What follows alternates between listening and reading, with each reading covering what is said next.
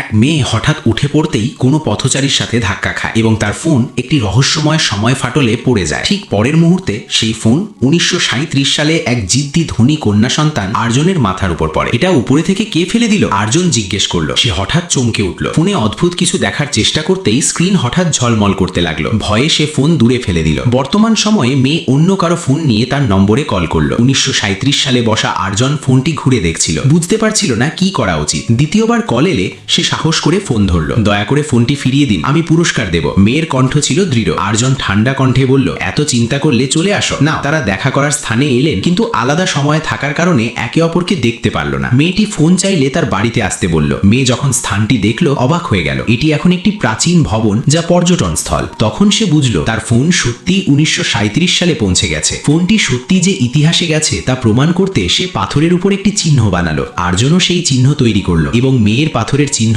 তখন উন্মোচিত হলো। মেয়ে কঠোরভাবে বলল, সাবধানে শোনো, আমরা আলাদা সময়ে আছি। তোমার ফোন 2025 সালের, এটি তোমার ভবিষ্যৎ। প্রথমে আর্জন বিশ্বাস করতে পারল না, কিন্তু যখন সে গ্যালারিতে আধুনিক ভবনের ছবি দেখল সে মায়া হয়ে গেল। মেয়েটি দুঃখিত কণ্ঠে বলল, মহঙ্গা ফোন ছিল, এখন হারিয়ে গেছে। আর্জন বলল, আমি তোমার জন্য দুটি সোনার ছড়া রাখবো, তুমি বের করো। সোনার ছড়া মেয়ে খুঁজে পেল। পরিবর্তে সে কিছু আধুনিক জিনিসও রাখার চেষ্টা করলো, কিন্তু কিছুই পৌঁছলো না। বুঝতে পারল সময়ের পথ একদিকেও। আসল উদ্দেশ্য ছিল মেয়ে তার অসুস্থ দাদুর ইচ্ছা পূরণ করতে এসেছে। দাদা ছোটবেলায় এই শহরে বাস করতেন, কিন্তু যুদ্ধের সময় তার পিতা হারিয়ে গিয়েছিলেন। এখনো পর্যন্ত কেউ জানে না তাদের কি হয়েছে। মেয়েটি সময় মেলাতে দেখে সাহায্য চাইল। আর্জনকে তার পূর্বপুরুষ খুঁজে বের করতে হবে, বদলে সে জানতে চাইল তার ভবিষ্যৎ কেমন হবে। মেয়ে গ্রন্থাগার ঘেটে কোনো তথ্য পেল না। আর্জন ধনী ব্যবসায়ীর ছেলে ছিল, কিন্তু দিনভর আনন্দ উপভোগে ব্যস্ত। বাইরে যুবকরা দেশের জন্য লড়াই করলেও সে সঙ্গীত এবং আরামে হারিয়ে থাকত। মেয়েটি বুঝল সম্ভবত তাই ইতিহাসে তার নাম নেই। আর্জনকে মিথ্যা বলল, তুমি ভবিষ্যতে একজন বিখ্যাত সঙ্গীত শিল্পী হবে। তখন আর্জন আনন্দিত হলো এবং মূল্যবান উপহার দিতে লাগলো। কিন্তু হঠাৎ সন্দেহ হয়। মেয়ে কিছু কাল্পনিক নাম নিল।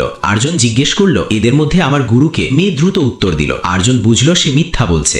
গভীর আঘাত লাগলো। আর্জন ফোন কল নেওয়া বন্ধ করলো। পরে মেয়ে পুনরায় গ্রন্থাগারে গেল। এবার জানতে পারলো 14ই আগস্ট 1937-এ শহরে বড় সামরিক হামলা হবে এবং শত শত নিরপরাধ মানুষ প্রাণ হারাতে পারে। সে আতঙ্কিত হয়ে ফোন করলো, আজ দুপুরে বাড়ি থেকে বের হয় না, বাবাকেও আটকাও, তাদের দোকান বিপদের মধ্যে। আর্জনের বাবা ব্যবসায়িক কারণে বের হতে যাচ্ছিল। মেয়ে গাড়ির সামনে বসে তাদের আটকালো। বাবা রেগে গেলেও সে অটল রইল। দুপুরে শহরে ব্যাপক হামলা হলো। সেই মুহূর্তে মেয়েটি বুঝল আরামদায়ক জীবন ছাড়াও দায়িত্ব থাকা প্রয়োজন।